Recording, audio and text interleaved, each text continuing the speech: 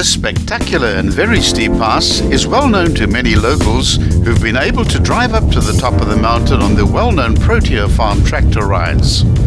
This takes place on Saturdays, but on any other day of the week, it's possible to book a self-drive trip up the mountain at a fee.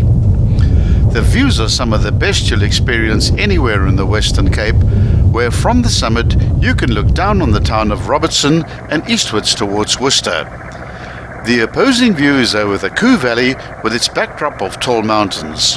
The road is mostly concrete strip paved, so traction is not a problem, and it's possible to drive up in a normal car, but a reasonable level of ground clearance is important. The statistics are impressive too. You'll climb 540 meters over just 4.1 kilometers, which produces an average gradient of a very stiff 1 in 8, but there are some sections which do get as steep as 1 in 4. This road is not recommended for inexperienced drivers or sufferers of acrophobia.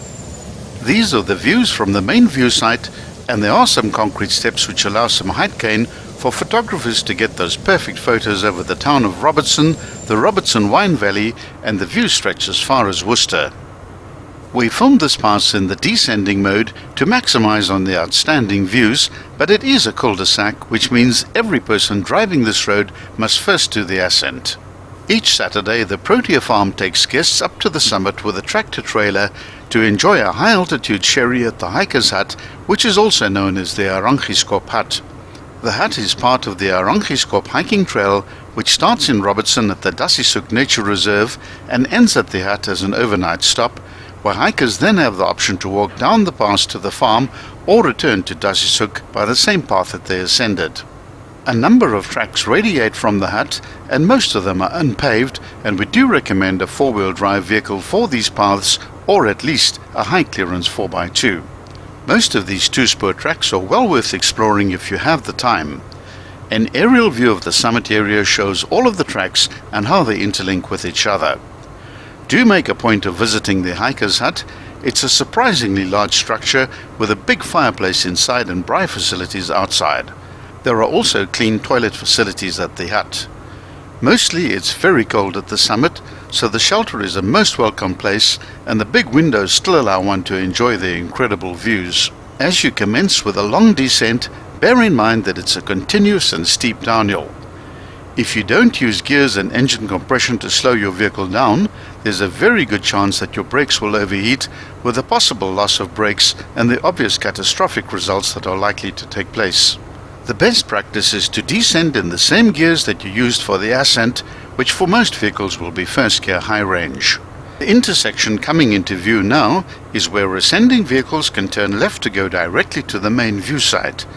We do not recommend that this detour is used for normal cars. Rather park at the hut and do the 10-minute walk to the viewpoint. Take your time on the descent, stop frequently, enjoy the marvelous scenery, take plenty of photographs, but most importantly, don't be in a hurry. This pass can be approached from the east via Montague or from the west from the N1. We describe the approach from the more obvious approach via the lovely town of Montague.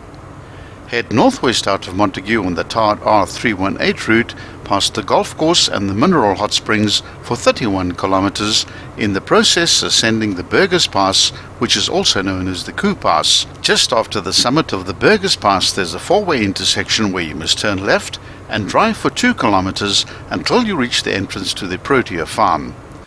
As this pass is on private property, we recommend that you first contact the farm owner well in advance of your intended trip.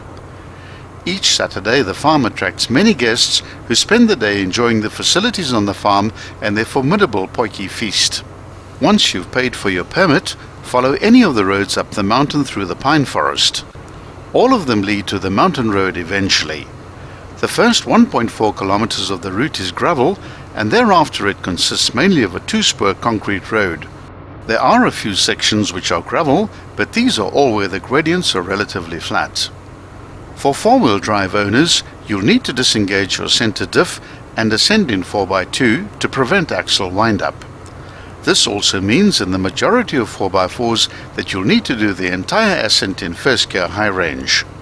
The views on the entire length of the pass are indescribably beautiful. In winter, the mountain slopes are smothered in proteas and ericas with hundreds of flowering bulbs. This display of nature continues well past springtime. The summit is at 1,515 meters above sea level, which is well above the snow line. Prepare yourself for ice-cold weather in winter, and even in midsummer it can be quite cool at the top.